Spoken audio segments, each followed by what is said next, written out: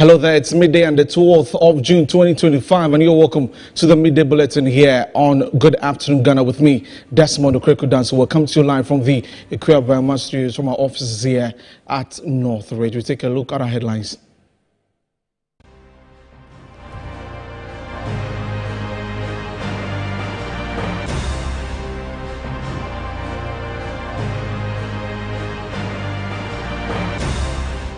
This afternoon, the nationwide strike by the Ghana Registered Nurses and Midwives Association continues unabated, plunging the healthcare sector into a deeper crisis. We will be visiting some of the health centers to gauge the impact. Also coming up in the BEC examination, 10 individuals have been arrested for examination malpractices on day one of the 2025 BEC exam. We will tell you more in this bulletin.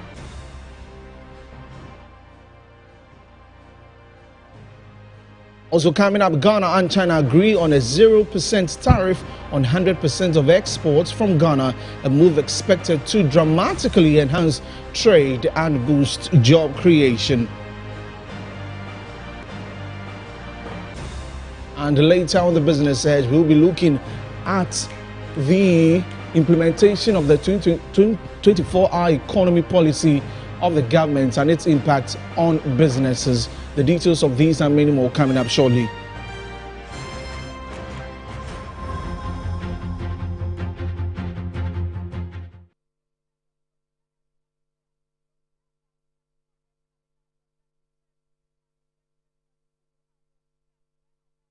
Hello again, many thanks for joining us. We are live on Facebook at Metro TV Ghana and also DSTV channel 277.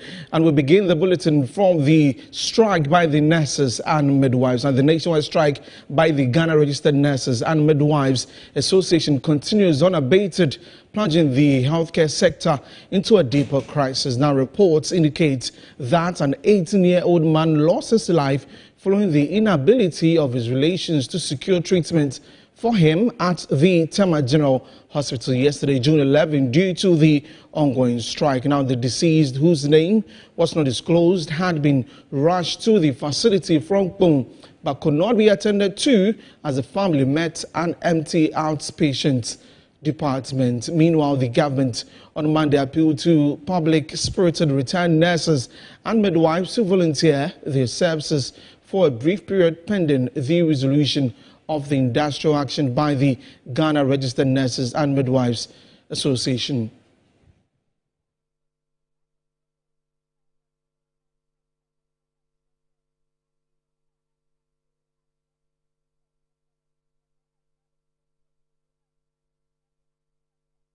Now we're going to be gauging the impact of the nurses' strike across health facilities in the country, and we'll go to the Bono region and speak to our correspondent there and find out how the situation is at this very present moment, and we'll get to him right away. Good afternoon. Thank you very much for joining us. Now tell us the situation in the Bono region. Good afternoon. Thank you for the opportunity. Currently, I'm at the Sunyani Municipal Hospital where I have to assess and find out the effect of whether or not if the nurses' strike have been affected the facility. And when I went, indeed, the situation is not different from Sunyani. Most of the nurses are not working as they have declared that they are on strike.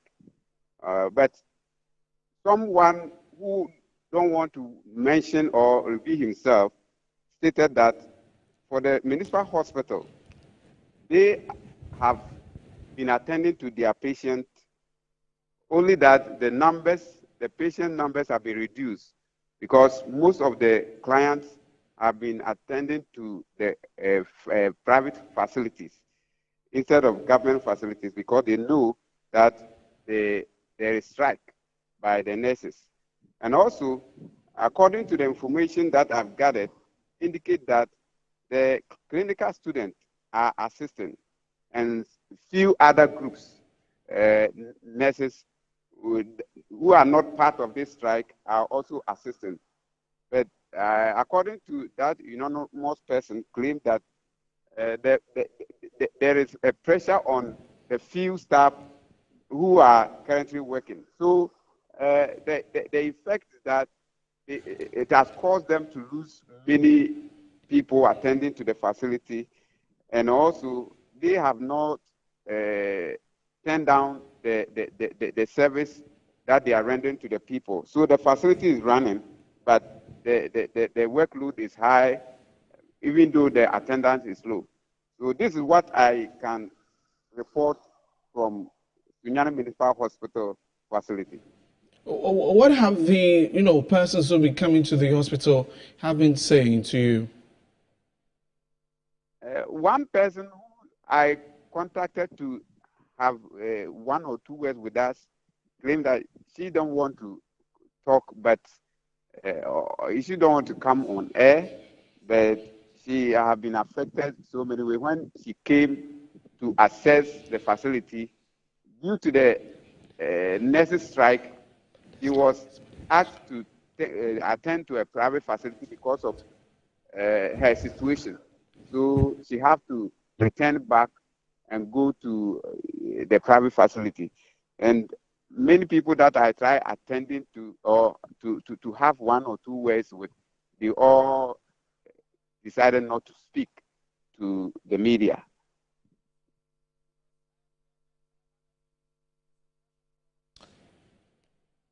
Hello? Okay, thank you very much, Chrissy, for bringing us the updates there. Please do well to follow in some other health facilities. I will come back to you later on the evening bulletin. So, Chrissy Medina is our Bruno regional correspondent, telling us what happened or what the situation is like with respect to the nurses' strike. We're going to the Volta region and try and speak to Gabriel Asempa to give us some updates as to the impact of the nurses' strike in the region. Gabriel, good afternoon. Thank you very much for joining us here. What can you tell us about the nurses' strike in the region? Hello? Hello, Gabriel.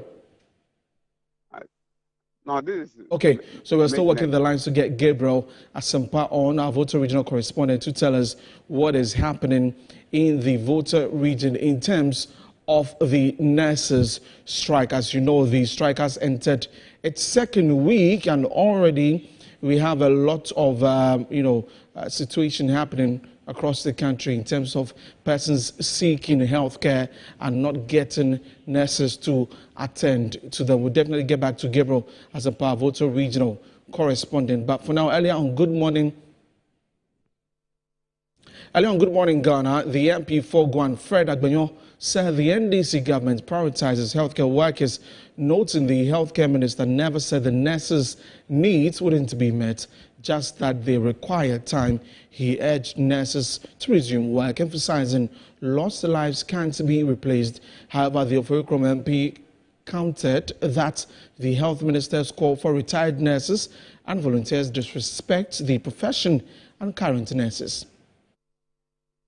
So when you criticize the minister and make it look as though he just out of nothing make a comment, I'm going to bring a retired health nurses back to come and assist, I don't think we are being fair to him. Okay. In the spur of the moment, and people are dying, people are going through challenges. What do you expect the minister to do? Okay. If you sit there and watch aloof, when the people have refused to aloof, when the people have refused to come close for them to have a conversation. I am just using this platform to appeal to our nurses. Please, let's return to work. All of us are at risk.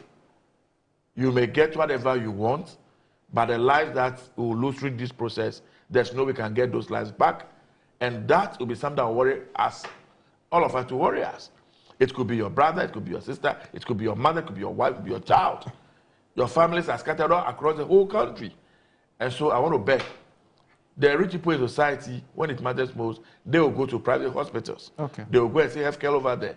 Those who have the means will even travel abroad to go and do it. Okay. The ordinary person who doesn't have the means, what happens to him? All right. And so this is a listening government. Okay. This is a government that has come to fix the mess that we inherited. Okay. But we believe there's a process. It's not an event. Okay. There's no way we can solve all these problems that has lingered on for God knows how long within 5 months.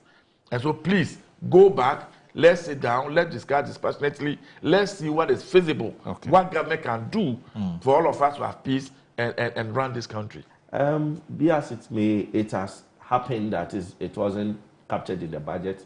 I think they should go and sit down with the nurses. Okay. The initial posturing wasn't good. To go into to have a discussion and then go out to tell the person, you know what, I can't do it for you. Let's consider 2026. This year you are not considered in my budget. It's kind of disrespectful to them because they also they're also considering their lives, they are considering their efforts, they are considering the risk involved in the work and everything that they are not getting. So I think government should sit down with them, at least meet them halfway. Today, the Parliamentary Committee on Health will be meeting their leaders, and I believe something fruitful will come out from it. Based on their meeting, I am sure the committee may make suggestions to Parliament and the Minister of Finance to consider them in the media budget. And if that happens, I believe that they will calm down and then they will all come to that realization. But I am supporting my brother to plead on behalf of the nurses that lives are at stake. It may be any of their family members. So they should be considerate enough whilst pushing for their rights. They should be considerate enough so that this thing does not extend to the point where we may lose lives, and those lives we may not be able to get. That is what. Still on the strike by the nurses and midwives, we're going back onto the phone lines and speak to our Volta regional correspondent, Gabriel Asempa. Gabriel, thank you very much for joining us. What's the situation like in the Volta region? Which facilities have you visited? Yeah, this morning I visited Ho Municipal Hospital. The situation here, the municipal situation is very different because we have a teaching hospital. So the new train, we are undergoing the training, are now taking over the nurses' work at the Ho Municipal Hospital. But when you get the OPDs, or every place is empty, the only people you see that the diabetes, those who are diabetes patients, who need critical to see doctors, that are there. Okay, Gabriel, if I understood you, you're saying that the training nurses are the ones who are manning the OPD centers now? Yes, currently. Okay, please go currently, on. Yes. So the only patients that you can see is the critical one, that's diabetes. Those who are diabetes and don't have to see the doctors, they are seeing the doctors. The trained nurses are both, they are not around. I attempt to talk to the doctor, the in charge, they refuse to talk to me. When I visited Trafalgar, that's the teaching hospital itself, the OPD, you can't see anybody there, nobody, no patient, even a nurse, you can't see anybody. Only the doctors and then the physicians that are working. But due to the strike, nobody also is willing to come to the hospital. They are all heading towards the private hospital for their routine checkups. Because the nurse there, nobody will go, nobody is there to talk to you, nobody is there even to attend to you, even to ask you questions, what's your problem? When I got there, nobody is willing to talk to me. They are just looking at me as I'm filming. Even they even asked me to stop filming, but I refuse to go ahead and film. That's the situation in the municipality. Okay, I've seen videos on social media in certain areas where some of the nurses decided to come to work and continue as usual. Is there a situation like that, or all of them are not available? It is true that the senior most who they are in charge, they are in charge, but after the senior most, no nurse is there. Because without the senior most, the in charge of the hospital, there's no work to go on. That's why the senior most are there to supervise the training nurses to cater for the OPD attendants. That's the situation. I mean, what are the patients saying? You're saying that they're going to private facilities, but what really are they talking to you about in terms of what this is doing to them? They are only pleading with the nurses to come back to work so that they can have their health status in normalcy. and asking government to also do something about their demand so that everything will come to normalcy. Okay, Gabriel, thank you very much for bringing us the updates there. We'll definitely come back to you for the evening bulletin on Newsnight. So that's Gabriel Asempa, our Volta regional correspondent, and he says that it is the trainee nurses who are manning the OPD centers now, and also those in the senior offices in the hospitals. They are the ones available, but for the others, no one is there, and for the patients, they are going to private hospitals. And still on this particular issue, when the health minister held the presser earlier in the week, he mentioned that the retired nurses and midwives should step in until the issue is resolved. And let's go on to the phone lines now and speak to Victoria Obinewa, who is a retired nurse, and I want to pick from her what she makes of this. Thank you very much for joining us. Now, how do you react to the government and the health minister's appeal to you and your retired nurse colleagues to volunteer your services for this brief period? Thank you, please, for the opportunity, and good afternoon to your viewers and listeners. I think if my memory serves me right, this is the first time retired nurses and midwives has been on the news these few days.